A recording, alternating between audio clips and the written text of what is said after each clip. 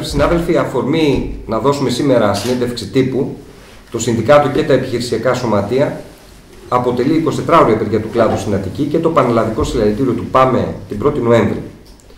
Θα προσπαθήσουμε ωστόσο μέσα από τη σημερινή παρουσίαση των θέσεων μας να αποδομήσουμε ένα-ένα τα επιχειρήματα που ακούγονται τελευταία για το δίδυμο τουρισμός ανάπτυξη και να αποκαλύψουμε από τη μια ποιοι είναι οι πραγματικοί συντελεστές αυτού του success story, όπως το λένε, πόσο τους έχει ωφελήσει αυτή η τρομακτική αύξηση των ταξιδιωτικών εσόδων και κατά πόσο κερδισμένο βγαίνει το σύνολο των τουριστικών και επισιτιστικών επιχειρήσεων. Θέλουμε να σημειώσουμε ότι θα αναφερθούμε ακριβώς σε όσα έχουν πει και γράψει το τελευταίο διάστημα οι αρμόδιοι για τον τουρισμό, δηλαδή η κυβέρνηση, οι εργοδότες, τα μέσα μαζικής ενημέρωσης που στηρίζουν όλη αυτή την προπαγάνδα, ώστε να ακουστεί η αλήθεια η οποία τόσο ξεδιάτροπα προσπαθούν να κρύψουν από το λαό. Αλήθεια που αποκρύπτεται όχι μόνο από την κυβέρνηση και τους εργοδότες, αλλά και από τις πολιτικές δυνάμεις εκείνες που χρησιμοποιούν τον τουρισμό σαν όχημα να φτάσουν μια ώρα νωρίτερα στην ανάληψη της διαχείρισης μιας εξουσίας που ανήκει μεταξύ άλλων και όσους κατέχουν σήμερα τις μεγαλύτερες τουριστικές επιχειρήσεις. Και το λέμε αυτό γιατί παρά τις κορώνες του ΣΥΡΙΖΑ ενάντια στην ιδιότητα του ΣΕΤΕ ως κοινωνικού εταίρου, η διαβεβαίωση του ΣΥΡΙΖΑ ότι δεν θα θίξει στο ελάχιστο τα συμφέροντά τους προϊονίζει τι είδους πολιτική πρόκειται να ακολουθήσει. Άλλωστε, το δημοσίευμα του Γενικού Γραμματέα του ΣΕΤΕ, συνιδρυτή θα έλεγαμε του ΣΕΤΕ, του κυρίου Βερνίκου, στην εφημερίδα Αυγή, με τίτλο «Ο τουρισμός μας ενώνει», νομίζουμε ότι επιβεβαιώνει την εκτίμησή μας για το ρόλο που παίζει σήμερα η αξιωματική αντιπολίτευση. Να ξεκινήσουμε όμως από την παραδοχή των ξενοδόχων ότι απολαύσαμε φέτος μια χρονιά τουριστικών επιδόσεων ρεκόρ, και αυτή η φράση ανήκει στον πρόεδρο του Ξενοδοχειακού Επιμελητηρίου Γιώργου Τσακίρη. Είναι απόλυτα ακριβές βέβαια αυτό, μια που ο πρώτος πληθυντικός αναφέρεται κατά τη γνώμη μας σε μια μερίδα μεγαλοξενοδόχων και μεγάλων τουριστικών ομίλων.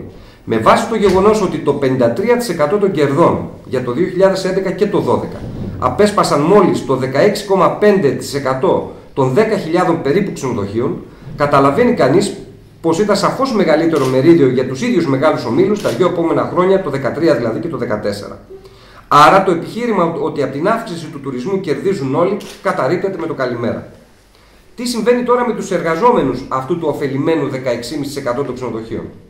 Μια ματιά στο πόσους και με ποιες εργασιακές σχέσεις εργαζόμενους απασχολούν αυτή η μικρή μερίδα των ξενοδοχείων, των μεγάλων ξενοδοχειακών μονάδων, μπορεί να μας οδηγήσει στην απάντηση. Σήμερα, για παράδειγμα, στα 20 μεγαλύτερα ξενοδοχεία της Αθήνας εργάζονται 2.700 λιγότεροι εργαζόμενοι με μόνιμη και σταθερή δουλειά από ό,τι 20 χρόνια πριν. Το ποσοστό αυτό είναι σχεδόν 40%. Σημειώστε ότι σε αυτούς τους λεγόμενους μόνιμους η μισθή είναι μειωμένη από τον Ιούλιο του 2012 κατά 15%. Τις σημερινές αυξημένες ανάγκες σε εργατικά χέρια τις καλύπτουν με εργαζόμενους από δουλεμπορικά συνεργεία, με συμβάσεις μιας μέρας, μαθητές και καταρτιζόμενους από κέντρα επαγγελματικής κατάρτισης. Για να γίνουν κατανοητά τα μεγέθη, θα ζητήσουμε από τον Κώστα Παστό, οργανωτικό γραμματέα του συνδικάτου μας και μέλος της διοίκησης του Σωματείου Εργαζομένων του Χίλτον Αθήνας, να μας δώσει το παράδειγμα ενός από τα μεγαλύτερα ξενοδοχεία του νομού της χώρας, από αυτά που εμείς λέμε ότι είναι οι ναυαρχίδες του τουρισμού. Στο ξενοδοχείο στο Χίλτον της Αθήνας, το 2008 δουλεύαν 430 εργαζόμενοι. Αυτή τη στιγμή έχουν μείνει 300 εργαζόμενοι, και όταν λέμε εργαζόμενοι με αορίστου εργασιακή σχέση. Στην πραγματικότητα δουλεύουν γύρω στους 600 εργαζόμενους, οι οποίοι όμως οι άλλοι 300 έχουν διαφορετικές εργασιακές σχέσεις. Παραδείγματος χάρη, έχουμε δύο εταιρείες δουλεμπορικά, τα οποία ενοικιάζουν εργαζόμενους και καλά όταν έχει ζήτηση το ξενοδοχείο, αλλά αυτοί οι εργαζόμενοι χρησιμοποιούνται σε καθημερινή βάση. Έχουμε γύρω στους 100 εργαζόμενους εξτρά, οι οποίοι απασχολούνται στο σέρβις, και εννοείται ότι η δουλειά τους είναι για τις εκδηλώσεις ή για διάφορες εκδηλώσεις τις οποίες γίνονται στο ξενοδοχείο, όμως στην πραγματικότητα απασχολούνται σε τμήματα τα οποία δουλεύουν μόνιμα. Παραδείγματος χάρη σε εστιατόρια και διάφορα άλλα τμήματα τα οποία έπρεπε να απασχολούν εργαζόμενοι με σταθερή εργασιακή σχέση. Έχουμε το παράδειγμα στη Λάτζα, οι οποίοι εργαζόμενοι τώρα αυτή τη στιγμή έχουν μείνει 22 από τους 45 που ήταν το 2008, με αποτέλεσμα όλοι οι άλλοι εργαζόμενοι να απασχολούνται πάλι μέσω δουλεμπορικών. Και το τελευταίο παράδειγμα το οποίο έχουμε εδώ και 10 μέρες είναι στο τμήμα της συντήρησης, να βάζουμε εργολαβικές εταιρείες, δηλαδή συναδέλφους μέσω εργολάβων, οι οποίοι φυσικά ο λόγος είναι να μην έχουν τα ίδια δικαιώματα, να μην παίρνουν την ίδια σύμβαση και να απασχολούνται στην εταιρεία με σύμβαση πάλι ορισμένου χρόνου. Μια που με βάση το τελευταίο που είπε ο συνάδελφος ο Κώστας Παστός, αγγίζουν τώρα πια τα δουλεμπορικά συνεργεία και θέσεις δουλειάς που έχουν σχέση με την ασφάλεια και την υγεία των πελατών και των εργαζομένων, και σε απάντηση όσων θεωρούν ότι τα ξενοδοχεία είναι πώς να το πω, η επιτομή της κλειδής και της πολυτέλειας, και νομίζω ότι είναι και για τους εργαζόμενους, ο αντιπρόεδρος του Συνδικάτου, ο Μπάμπης Οντότσικας, και μέλος της διοίκησης του Σωματείου του Ξενοδοχείου Athens Λίδρα, να μας εξηγήσει τι σχέση έχει αυτή η φημολογία ότι εδώ η κλειδί και η πολυτέλεια αγγίζει και την ασφάλεια εργαζομένων και πελατών, με βάση και τις τελευταίες εξελίξεις που μας είπε ο Κώστας ο Παστός από το Χίλτον. Ας δούμε λίγο την κατάσταση πριν 10 χρόνια. Ένας πρωτοδίκης έβγαλε παράνομη την απεργία του τότε Σωματείου Ξενοδοχοϊπαλλήλων, γιατί δεν ήταν επαρκή, λέει, το προσωπικό ασφαλείας που είχαμε βάλει. Τότε το προσωπικό ασφαλείας μαζί με τους προϊσταμένους και τον απεργοστικό μηχανισμό που είχαν οι επιχειρήσεις, μπορούμε να πούμε ότι ήταν στο 20πλάσιο από ό,τι είναι τώρα η σύνθεση, η μόνιμη σύνθεση των εργαζομένων. Να φέρω ένα παράδειγμα ότι μετά τις 2 η ώρα, στο Λίδρα, στο Athens Λίδρα, μέσα στο χώρο εργασίας υπάρχει ένας της ρεσεψιόν, ένας auditor, ένας doorman, ένας λατζέρης, ένας security και ένας μηχανικός. Αυτή είναι δηλαδή η σύνθεση από τις 2 το πρωί μέχρι τις 4, μέχρι τις 6 ώρα το πρωί, ας πούμε, που μπορέσουν να παρέχουν και ασφάλεια στους πελάτες ή στο χώρο. Και να δούμε πιο αναλυτικά κάποια ζητήματα. Ας πάρουμε το Intercontinental, που είναι ένα από τα μεγαλύτερα ξενοδοχεία αυτή τη στιγμή στην Αθήνα.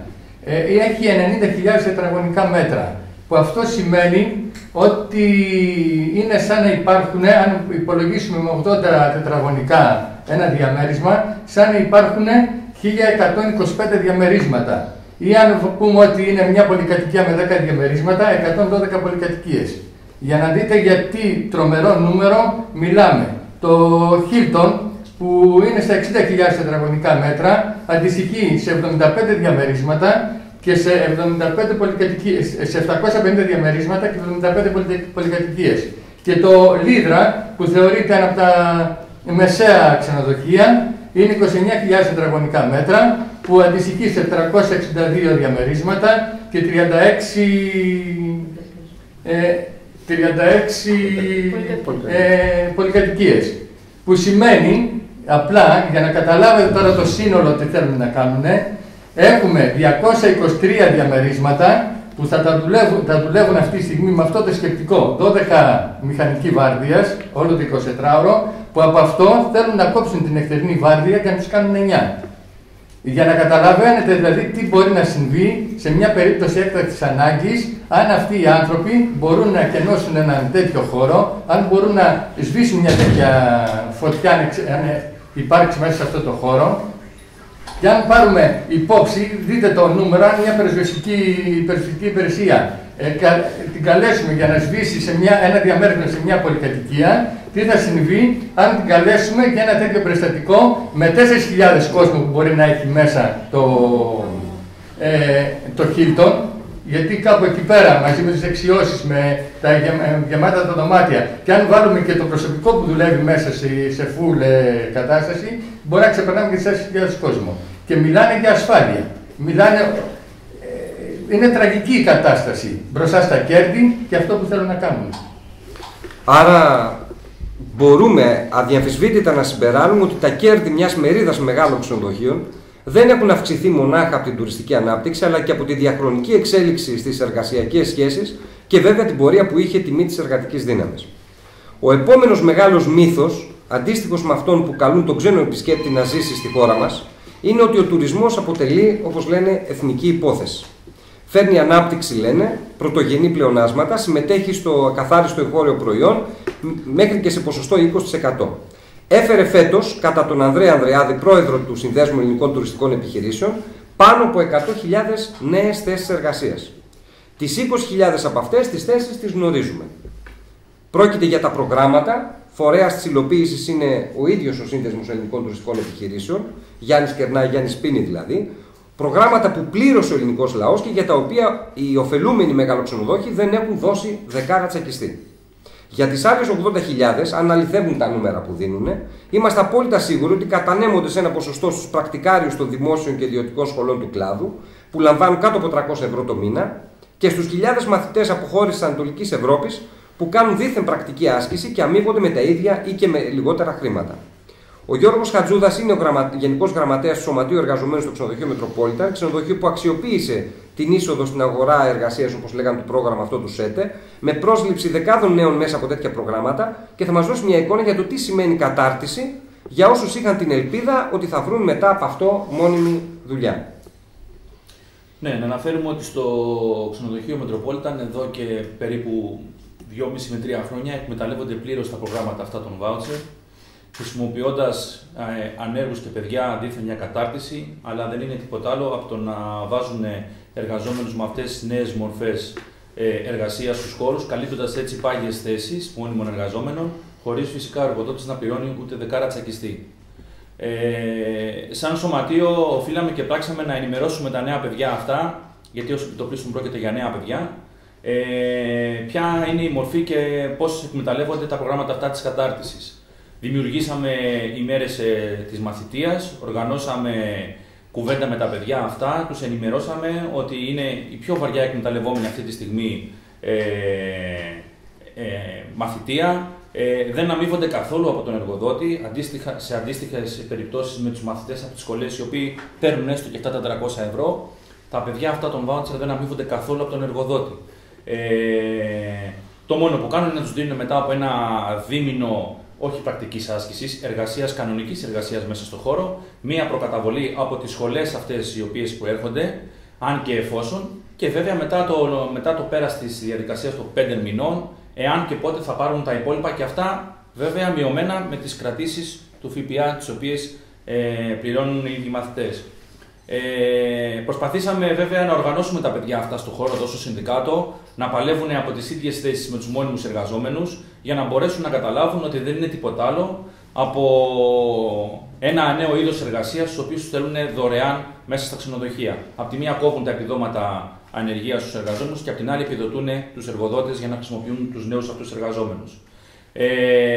Θα πρέπει βέβαια σε τελική ενημερώσαμε τα παιδιά ότι μόλις τελειώσει το πρόγραμμα το δικό τους, όχι βέβαια μόνο δεν θα βρουν εργασία, θα ξαναγυρίσουν στην ανεργία, γιατί έρχεται από πίσω το επόμενο πρόγραμμα με ίδια καινούργια παιδιά, τα οποία θα μπουν μέσα στον χώρο. Για να γίνει απόλυτα κατανοητό πώς προσπαθήσαν να χρησιμοποιήσουν αυτά τα νέα παιδιά μέσα στα ξενοδοχεία, ο πρόεδρος του σωματείου του Royal Olympic, του ξενοδοχείου του Royal Olympic, ο Σπύρος ο Πετρολέκας, θα μας δώσει μια εικόνα στο πώς προσπάθησαν να τους αξιοποιήσουν μέσα, η εργοδοσία ενώ μέσα στο ξενοδοχείο, και τι στάση κράτησε εκεί το σωματείο. Για να γίνει κατανοητό αυτό, για να γίνει κατανοητό ότι όπου υπάρχει σωματείο, ταξικό σωματείο, υπάρχει και προσπάθεια να υπάρξει οργανωμένη αντίδραση απέναντι σε τέτοιες μεθοδεύσεις.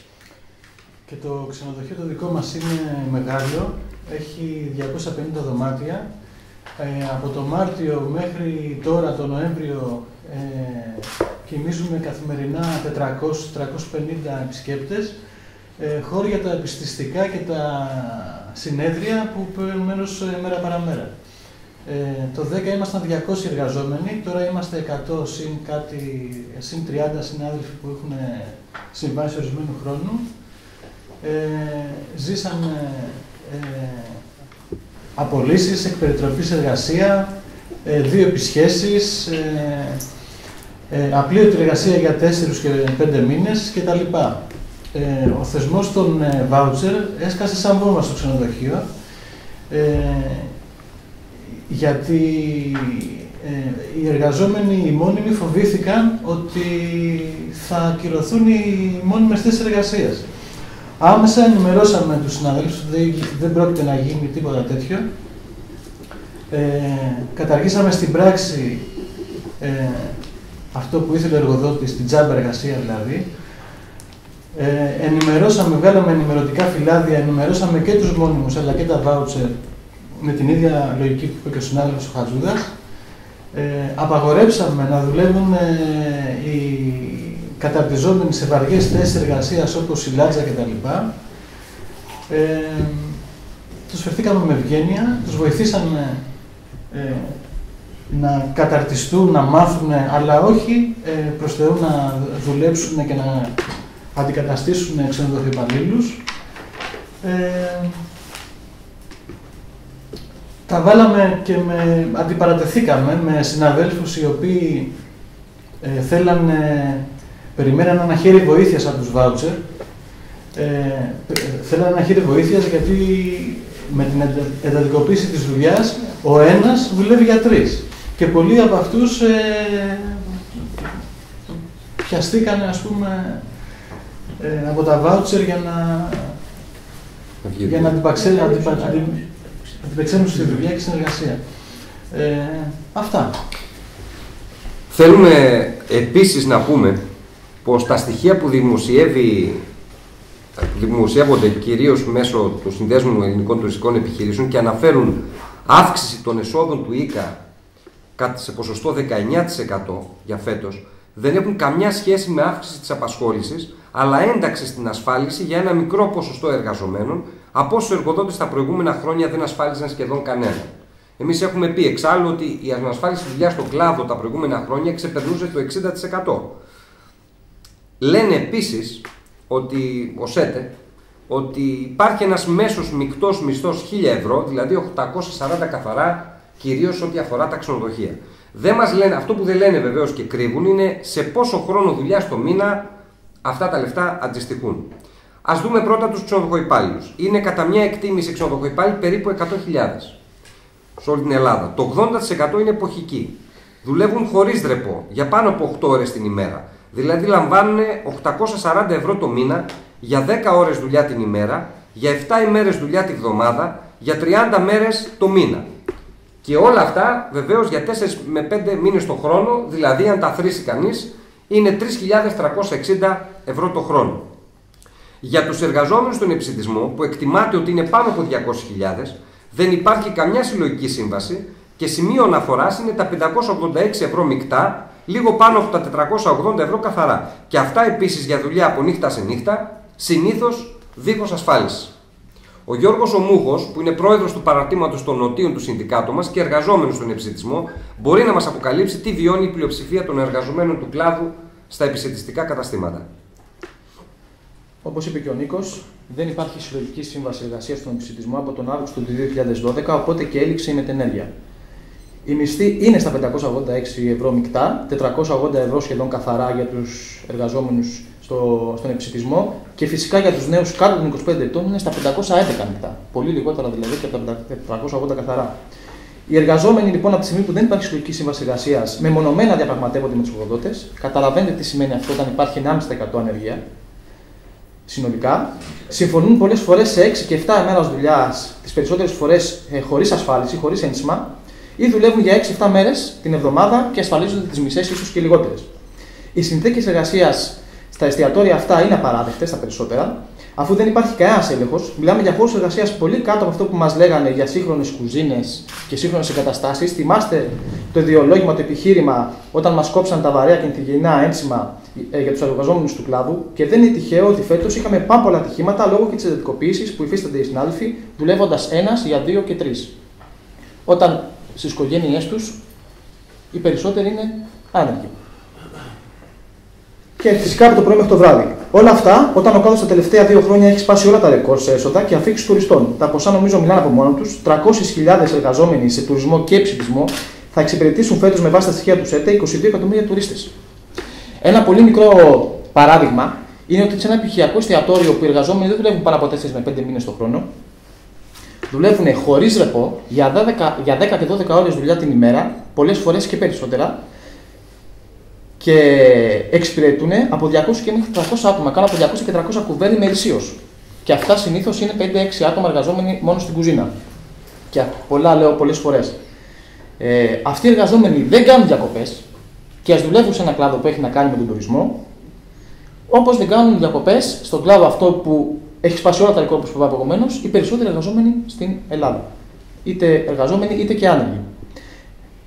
Να λοιπόν που οδηγεί η ανάπτυξή τους, που συντελείται, ανάπτυξη που όπως είπαμε έχει οδηγήσει στην κατακόρυφη μείωση των μισθών και την κατάργηση της υποψηφίας των δικαιωμάτων του κλάδου.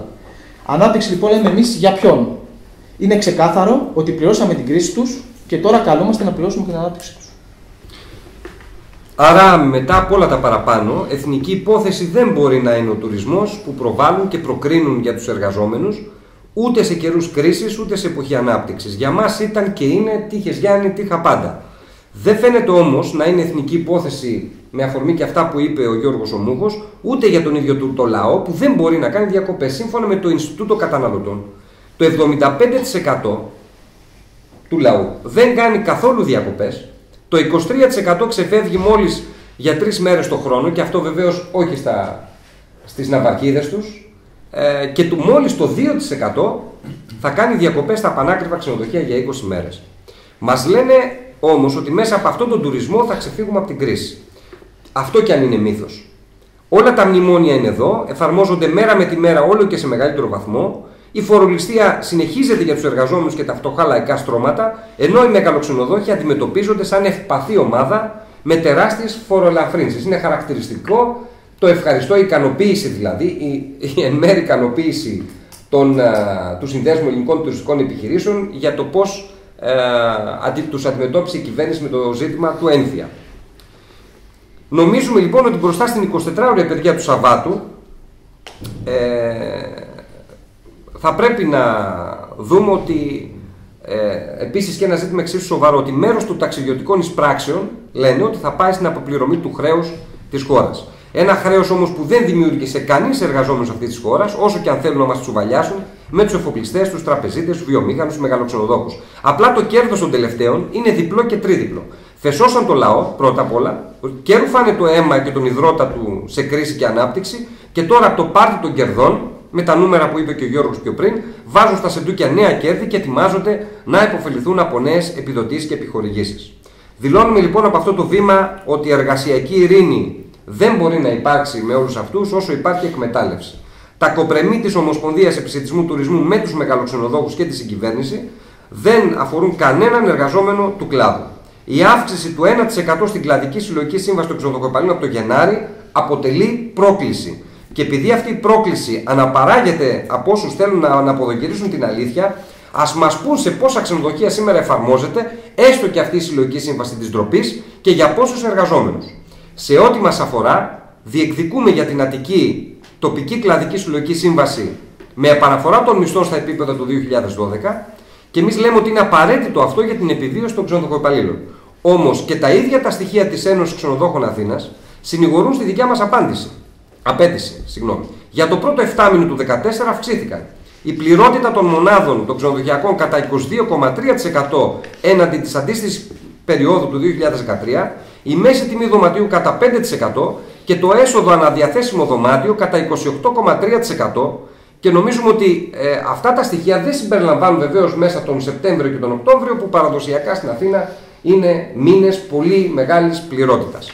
Διεκδικούμε για τον επισιτισμό επίσης τοπική κλαδική σύμβαση, με όρους και αμοιβής και εργασίας που προέβλεπε η τελευταία ρύθμιση που έληξε μετά την καταγγελία της από τους εστιατόρες τον Αύγουστο του 2012.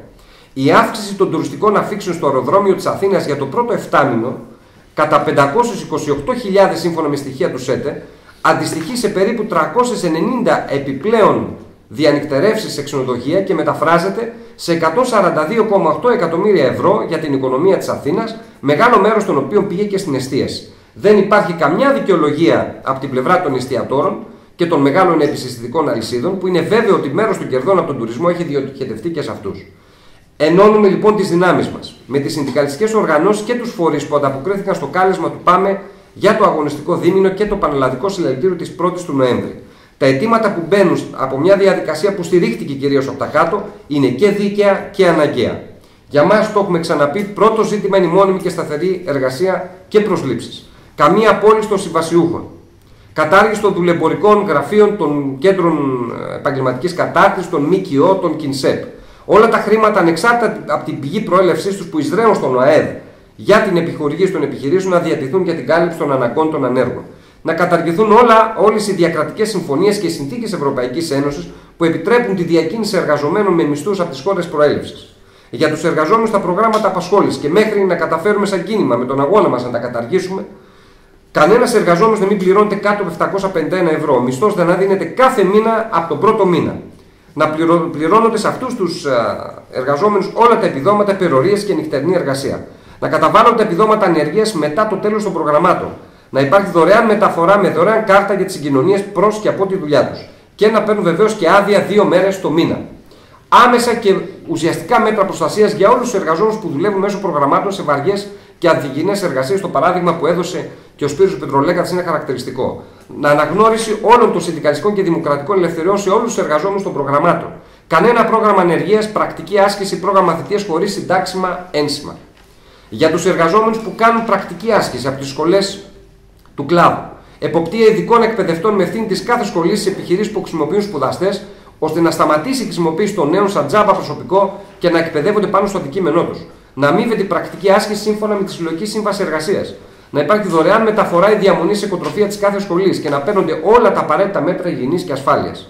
Για τα μέτρα προστασίας των ανέργων. Επίδομα ανεργίας για όλους τους άνεργους χωρίς όρους και προϋποθέσεις για όλη την περίοδο της ανεργίας. Επίδομα ανεργίας στα 600 ευρώ. Το διάστημα της ανεργίας να αναγνωρίζει το συνταξιμοσμός χωρίς επιβάρυνση των ανέργων. Να βαρύνονται γι' αυτό το κράτος και οι εργοδότες. Και όσο διαρκεί η ανεργία, οι άνεργοι και τα μέλη της οικογένειάς τους να έχουν πλήρη και δωρεάν ιατροφαρμακευτική περίθαλψη χωρίς όρους και προϋποθέσεις. Να υπάρχει απλοποίηση των προϋποθέσεων για τη χορήγηση του επιδόματος ανεργίας και άλλων επιδομάτων, όπως στις περιπτώσεις επίσκεψης, γιατί έχουμε μεγάλο κομμάτι απλήρωτης εργασίας στον κλάδο, και να υπάρχει επέκταση αυτών των προϋποθέσεων σε όσους έκλεισαν τα μαγαζιά ή εργάζονται περιστασιακά. Επιμένουμε στα αιτήματα που έχουν να κάνουν με τις οικογένειες των ανέργων ή των μεσοαπασχολουμένων, όπως κανένα πληστηριασμό σε σπίτι ανέργου, μείωση 30% των τιμολογίων των ΔΕΚΟ με παράλληλη απαγόρευση διακοπής παροχής νερού, ρεύματος και σταθερού τηλεφώνου, μετακίνηση σε αστικές συγκοινωνίες με την κάρτα της ανεργίας, διαγραφή χρεών από τόκους και πάγωμα αποπληρωμής δανείων για όσο καιρό κάποιος είναι άνεργος ή μεσοαπασχολούμενος, επιδότηση ενοικίου στο 100% της αξίας του από το κράτος, δωρεάν παροχή πακέτο απαραίτητων σχολικών ειδών για τα παιδιά των ανέργων, πλήρη κάλυψη του κόστου σπουδών για φοιτητές που οι γονείς τους είναι άνεργοι ή μισοαπασχολούμενοι, να αρθεί ο περιορισμός για τα παιδιά των ανέργων που δυστυχώς δεν γίνονται δεκτά σήμερα στους παιδικούς σταθμούς. Αυτό που θα γίνει το Σάββατο στην Αθήνα, ξεκινώντας από κάθε εργασιακό χώρο και γειτονιά, από κάθε περιοχή της χώρας, δεν μπορεί να κρυφτεί από κανέναν. Θα αποτελέσει εφαλτήριο νέων αγώνων και σταθμό στην ανασύνταξη του εργατικού κινήματος, που είναι σήμερα αναγκαία για να δοθεί αποφασιστική απάντηση στην Ευρωπαϊκή Ένωση, στην κυβέρνηση, στους μεγάλους επιχειρηματικούς ομίλους. Εμείς δεσμευόμαστε, σαν κλάδος, σαν συνδικάτο και επιχειρησιακά σωματεία στην Αττική, ότι θα προχωρήσουμε με ακόμη πιο γοργά βήματα σε αυτό το δρόμο, κλιμακώνοντας τη δράση μας και τον αγώνα μας, δίνοντας νέο απεργιακό ραντεβού στις 27 του Νοέμβρη. Νίκο, να προσθέσω κάτι. Βεβαίως. Γίνεται ανάγκη πλέον τα δύο αιτήματα που έχουμε στην Τοπική Συλλογική Σύμβαση για καθορισμό καθηκόντων και για ελάχιστη σύνθεση προσωπικού. Και αυτό θα πρέπει να γίνει με το πρώτο και κύριο αίτημα για σταθερή δουλειά για όλους με πλήρη δικαιώματα, να γίνει υπόθεση όλων των εργαζομένων και το επόμενο διάστημα να μπει στη διαδικασία ο κλάδος που θα μπει για να υπογραφεί τοπική συλλογική σύμβαση. Και το λέω αυτό γιατί είναι καθοριστικό, γιατί πλέον αυξάνονται τα ατυχήματα στους χώρους δουλειάς. Ήδη στο Λίδρα βάλανε τους σερβιτόρους να δουλέψουν σε ένα γιαπί, σε ένα μαγαζί που δεν ήταν τελειωμένο. Στην άρνησή τους ένας σερβιτόρος να κάνει τον βοηθό έξω από τα καθήκοντά του εργασία, τον απειλήσανε με warning και σε αυτή την αντίδραση όλοι οι σερβιτόροι του ξενοδοχείου υπογράψαν ένα χαρτί προς τη διεύθυνση που αρνούνταν να κάνουν καθήκοντα έξω από την σύμβασή τους. Αποτέλεσμα έχει στο ίδιο πάλι χώρο να έχουμε τραυματισμό, ευτυχώς ελαφρύ, καθαρίστριας που στείλανε εκεί πέρα και σε άλλους χώρους, όπως είναι και το Χίλτον κτλ., έχουμε και το προηγούμενο διάστημα αρκετούς τραυματισμούς. Δηλαδή, μέσα από αυτή την υπερτατικοποίηση της δουλειάς που εκφράστηκε πρωτήτερα, οι χώροι γίνονται πάρα πολύ επικίνδυνοι και για τους εργαζόμενους και για τους πελάτες, όπως είπα πρωτήτερα, και να βάλουμε υπόψη ότι εδώ πέρα δεν καταγράφονται πλέον και επαγγελματικές ασθένειες που προκύπτουν μέσα από αυτή την υπερτατικοποίηση. Δηλαδή, μετά από μερικά χρόνια, αυτοί οι εργαζόμενοι, το τι θα έχει προκύψει απάνω τους. Υπάρχει κάποιος άλλος που θέλει κάτι να προσθέσει από τους συναδέλφους, τους προέδρους, τα διοικητικά συμβούλια των σωματείων, των παραρτημάτων, κάτι που δεν υπόθηκε και πρέπει να υποθεί? Υπάρχει κάποια ερώτηση πριν κλείσουμε? Ευχαριστούμε πάρα πολύ για την παρουσία και τα υπόλοιπα στον δρόμο του αγώνα.